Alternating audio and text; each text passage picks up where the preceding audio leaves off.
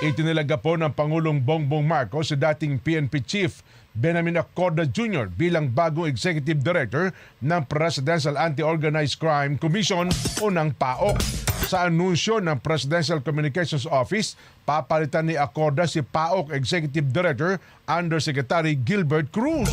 Si Acorda ay nagsilbi bilang PNP Chief mula April 2023 hanggang March 2024 ay miyembro po ng PMAA Sambisig Class of 1991 at dating hepe rin ng PNP Intelligence.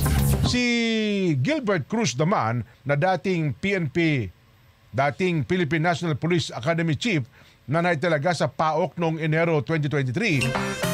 Ang PAOK po ay binubuo sa bisa na Executive Order Number 295 upang palakasin ang kampanya kontra krimen at tugisin ng mga criminal groups at kanilang mga protektor sa gobyerno.